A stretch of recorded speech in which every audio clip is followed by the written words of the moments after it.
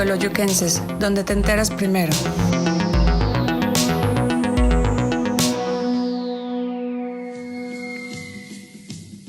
Crónicas Teoloyuquenses, una ventana a la historia de nuestro municipio. Hola, ¿qué tal? Muy buenas noches. Bienvenidos a su programa Crónicas Teoloyuquenses. Noche de martes, noche de escuchar las crónicas de nuestras invitadas del día de hoy. Es un honor y es un gusto contar en esta noche con 3 personas, 3 mujeres, 3 líderes que en su momento pues hicieron e iniciaron una lucha ardua por lograr algo que ahora muchos en la actualidad disfrutamos, como son los puentes, el paso a desnivel que cruzan sobre y por debajo de las vías del ferrocarril. Para no hacer más larga esta presentación, demos la bienvenida esta noche de martes a la señora Olivia Contreras Zamora, a la señora María del Carmen Sánchez Zamora y a la señora María Aurora Estrada Morales. Bienvenidas sean ustedes a este programa. Como lo comentaba en un inicio, el tema de hoy es el origen de lo que hoy tenemos y gozamos todos como vialidades para comunicarnos entre la parte del centro de nuestro municipio y la parte baja del mismo, como son los puentes. Los puentes, las vialidades del paso a desnivel, los puentes elevados, que no fueron un hecho, digámoslo así, fácil de lograr, sino fue el resultado de una larga lucha por parte de muchas personas, pero lo sobresaliente de esto es de un grupo de mujeres teoloyuquenses que dieron más que su tiempo para lograr este hecho. ¿Quién de ustedes nos puede platicar cuál fue el origen de esta lucha? ¿Tú? El origen de esta lucha fue que ya teníamos mucho tiempo y nada más eran minutas y minutas.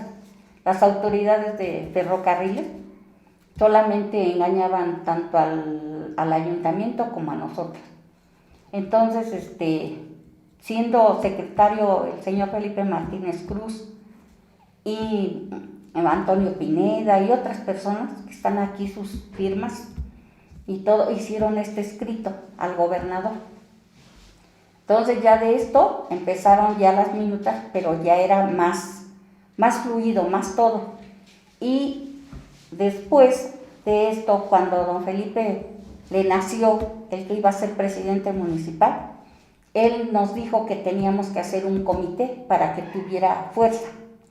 El comité se hizo siendo el síndico Feliciano, el señor Feliciano. Él fue el que nos avaló nuestro comité, y hasta hoy día nos siguen reconociendo como comité. Entonces, no hemos dejado de hacer luchas ni seguir así. Aquí esto está para comunicaciones y transportes. Antes de entrar a detalles de estos documentos, comentábamos un poquito antes de iniciar este programa que el origen como tal de este movimiento había sido, pues como tal, lo que se escuchaba en ese momento, que era la construcción y paso por nuestro municipio del famoso Tren Bala. Para que contextualicemos a nuestra auditoría y sepan más o menos de qué estamos hablando. Comentábamos también que en su momento, ustedes me dirán ya más adelante en qué fechas aproximadamente, se iniciaban estos trabajos, y como parte de este inicio de esos trabajos empezaban a cavar un hoyo, ¿no? Sí, ese fue al principio de la lucha. Por eso nosotros éramos vecinas de aquí. Yo era vecina de la calle Reforma, ella de la Hidalgo y ella también. Entonces, al ver que estaba un socavón grandísimo aquí en medio de las vías, Entonces, y sin señalamientos, sin nada, entonces pues nos preocupamos, ¿no? Y acudimos a las autoridades para ver qué se iba a hacer, porque en realidad todavía no había nada que nos condujera a una construcción de algo. Y como era el paso principal de la gasolinería a la calle que es de la Luz, entonces pues mujeres preocupadas porque había muchos accidentes, se murió una persona, se fueron varios carros, como no había señalamientos, se caía la gente al hoyo muy grande. Entonces por eso empezamos a luchar para que nos dijeran qué se iba a hacer. Entonces, como no nos hacían caso, tuvimos que acudir a muchas cosas que tuvimos que hacer, muchos eventos que tuvimos que hacer, porque queríamos que la gente entendiera, la gente del municipio entendiera que iba a quedar dividido el pueblo, el municipio, porque nos preocupaba que la presidencia y el panteón pues está de la parte de arriba.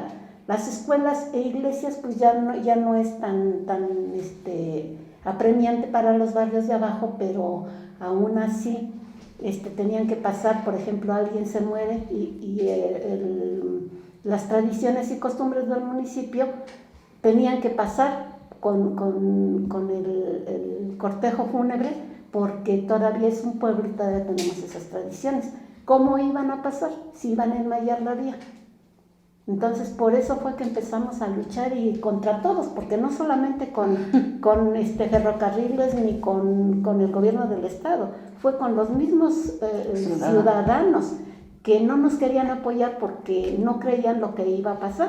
Hasta que un día, aparte de que agarrábamos las máquinas que estaban trabajando en el tramo y las poníamos aquí en medio de las vías para que la gente las viera que iba en serio, una vez tapamos aquí el paso, aquí en Santa Anita, tapamos el paso en la tarde de un domingo para que vieran que les iba a afectar simplemente para ir a la iglesia. Muchos acostumbran ir todavía a la parroquia, entonces no iban a poder pasar, y en contra casi de todos hicimos ese evento, y gracias a Dios pusimos pancartas para decirle a la gente que así iba a quedar, dividido. que nos disculparan porque estaba tapado, ¿no?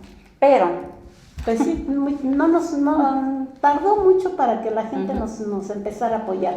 Y pues nosotros teníamos que, cuando tuvimos la denuncia de sabotaje, ¿cómo se llama?, para atentar contra las vías de comunicación, entonces vinieron unos agentes federales que tenían una denuncia de ferrocarriles contra nosotros, todavía no existía el comité. Entonces a una que venía al frente, era una mujer, una policía, sí, una judicial, la llevamos por todo el tramo que estábamos peleando, desde el Polvorín hasta Santa María, y simplemente el que está aquí, el subterráneo, que vieron en qué condiciones estaba, fue lo que nos dijo: no es una necedad, es una necesidad, y vayan y hagan un plantón en ferrocarriles para que puedan pasar con alguna persona pues de rango en ferrocarriles.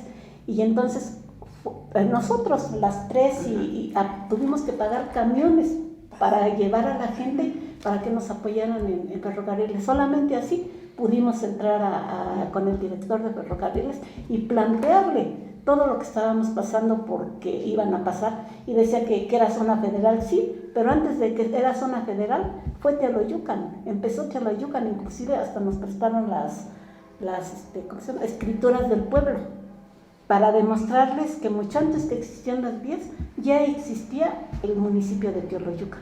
Y fue así como hablamos en ferrocarriles. Después, gracias a don Felipe, nos consiguió una audiencia con el gobernador, que en ese tiempo era el licenciado Pizarro Palacio, y nos recibió también, y ahí le llevamos todas las afectaciones que ya había sufrido el municipio, desde la autopista, el emisor central, y pues las vías, el canal y todo eso que ya había afectado al municipio, y que por eso nosotros estábamos en la lucha, porque ya no queríamos otra afectación más que iba a afectar al medio pueblo. Y así fue como empezó la lucha. Teníamos que aventar cohetes cuando veíamos que alguien estaba trabajando en el tramo que no queríamos que trabajara, porque eran 30 metros únicamente los que teníamos como rehén. Entonces aventábamos cohetes y ya al menos los vecinos fueron los que nos empezaron a llegar, y empezamos a quitarles las máquinas a los trabajadores y todo eso. Entonces ya por eso cuando llegamos con el gobernador, él habló con Ferrocarriles y teníamos la denuncia de sabotaje y de intento contra las vías de comunicación. Que nos iban teníamos que estar ya por 40 años. Sí, eso es lo que nos habían dicho, que es una pena de 40 años, ¿no? Y pues así empezó, nos recibió el gobernador. Ya se comunicó con Ferrocarriles y a otro día, ¿verdad? A otro día vino el gobernador a ver en realidad cómo estaba. Y sí, bajó aquí en Santa Anita, bajó en su helicóptero y ya nos llamaron para que hiciéramos el recorrido con él, para que viera todas las afectaciones que había, y que es un tramo muy grande de Oloyucan. Y de ahí ya se inició para que venían y luego algunas veces nos tocaba a nosotros. Perdón, ¿sí? Antes de entrar ya más a detalle, algo que a mí se me hace interesante que la gente que nos ve y nos escucha conozca. Si bien fue, como ustedes lo comentan, fue complicado en primer lugar convencer a la ciudadanía del propio municipio para que se dieran cuenta las afectaciones que se venían con estas obras, en segundo al municipio, al estado, ferrocarriles, etcétera. Pero algo más que se me hace más interesante y más aún en estos tiempos, ¿por qué un grupo de mujeres tomó esta iniciativa? ¿Por qué? Bueno, lo digo porque no es común, inclusive hasta esas fechas. ¿Por qué este grupo de mujeres tomó esta iniciativa de iniciar esta lucha? Porque, primera, porque éramos vecinas de calles muy cercanas las tres, y vimos cómo estaba en peligro ese socavón que alguien hizo, porque ni nos fijamos cuándo lo hicieron. No. Lo que nos empezamos a fijar es que era un peligro porque ahí se caían los carros, se caía la gente y nadie venía. Entonces, por eso nosotros empezamos a exigir a las autoridades, ya sea municipales y federales, en este caso ferrocarriles, ¿no? Porque era un peligro y nadie se había preocupado. La gente pasaba, iba, venía y veía que alguien se caía y pues pasaba nada más.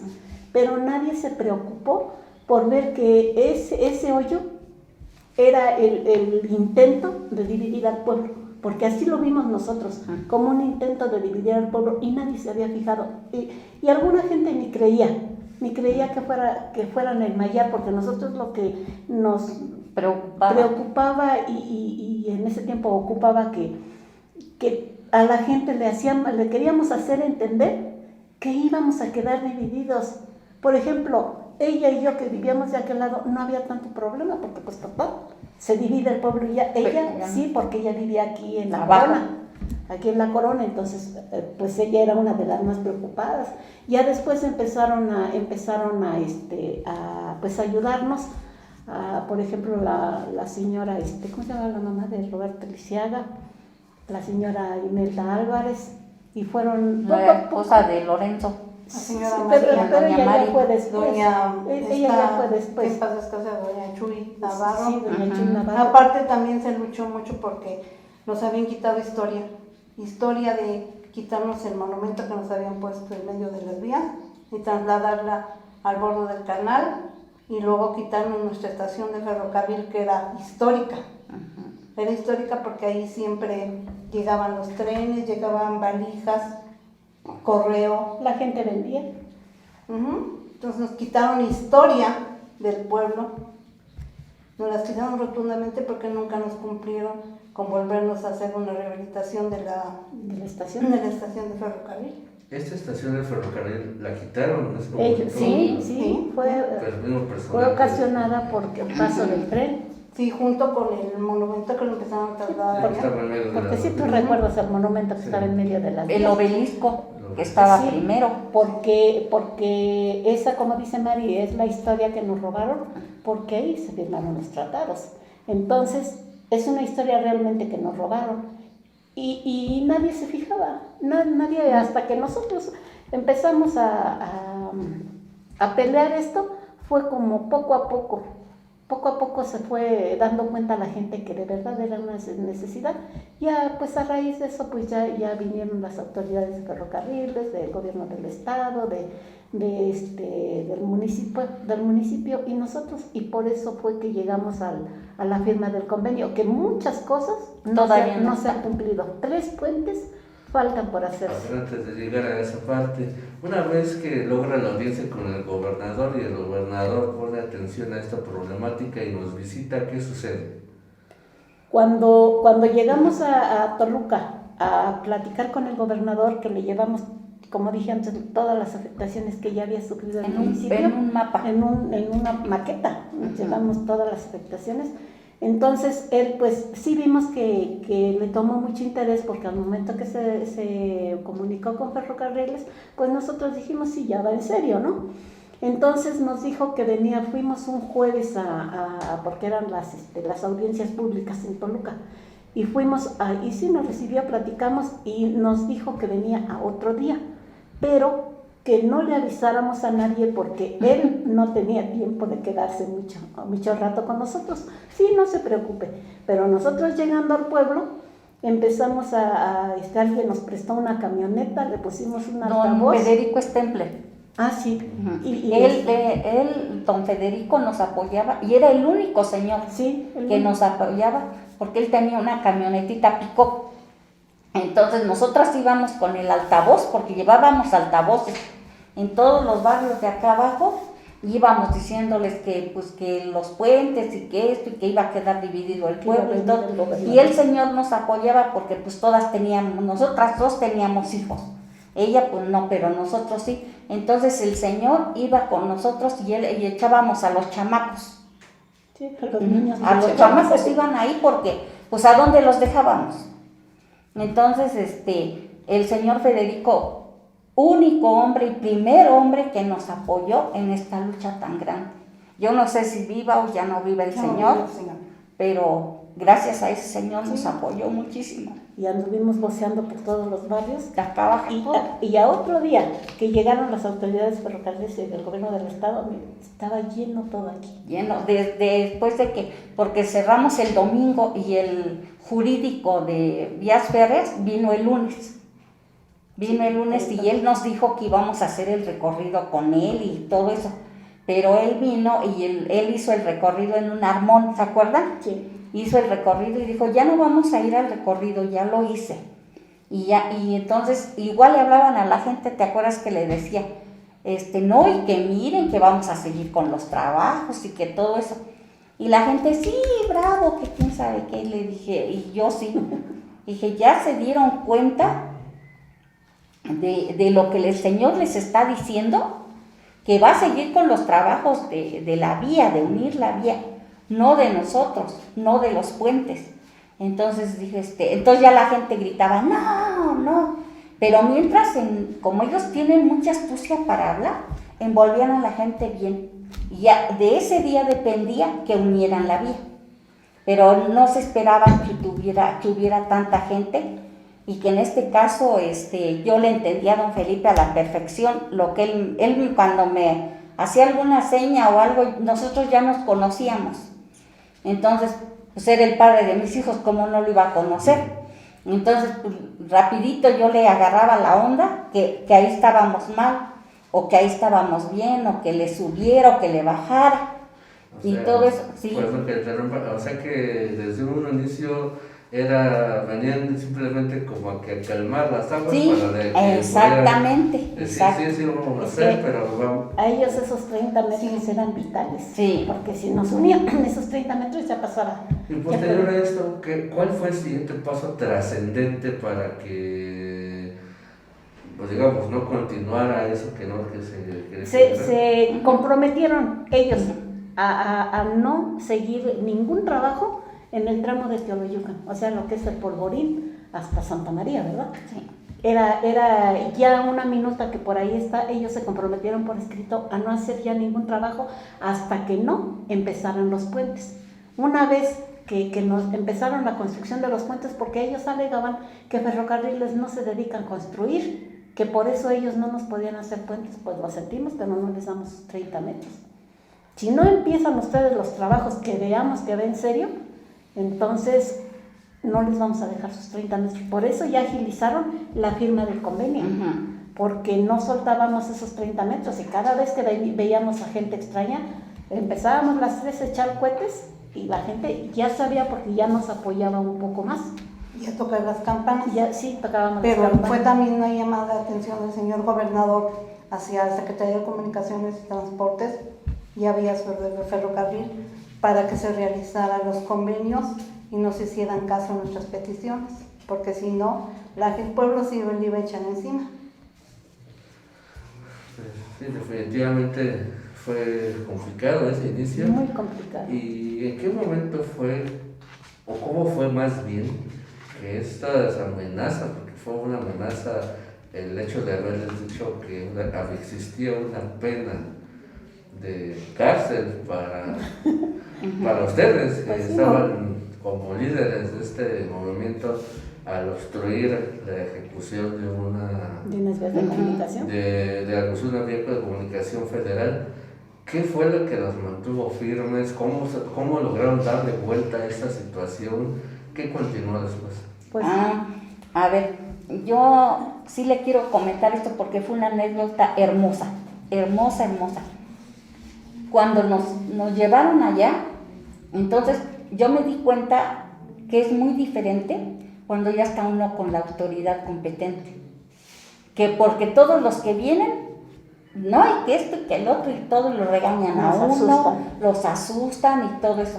Cuando estuvimos con el gobernador, ¿te acuerdas que Sergio Velasco, que era de Economía, del secretario de Economía del Estado, vino y nos dijo, pues esto que traigo es lo único que conseguí para Teoloyucan? Entonces yo le dije, discúlpeme, le dije, pero ¿quién es usted para negociar los problemas del pueblo? Usted no es nadie para negociarlos. Y ya don Felipe todavía era presidente, ¿verdad? Y me cayó y Marisa le dijo, déjela que hable, dice, porque exactamente, ¿quién es el señor para negociar? Y como en este caso nos hubiera invitado un testigo por lo menos para que hubiéramos entendido por qué. Pero como no, le dije entonces, fue cuando don Felipe ya estaba, pero así, de que pues todas hablábamos y decíamos, y los vecinos, ¿verdad?, nos acompañaban, las tías Inesitas, todos ellos nos acompañaban y ya que estaba él así, ya dice, entonces ya estaba, fue cuando se le declaró el azúcar que tú me dijiste, Mari. Él ya está enfermo. Perdón de que las interrumpa. Lamentablemente para este programa se nos acabó el tiempo, pero no se preocupen, vamos a continuar en una segunda emisión con esa interesante plática acerca de este tema tan importante y relevante para nuestro municipio. En el próximo programa continuamos con esta crónica y narración. Pues muchas gracias a todos ustedes por acompañarnos a esta emisión de Crónicas Teoloyuquenses, y no lo olviden, no es lo mismo continuar haciendo historia que repetirla. Hasta la próxima. Crónicas Teoloyuquenses, una ventana a la historia de nuestro municipio.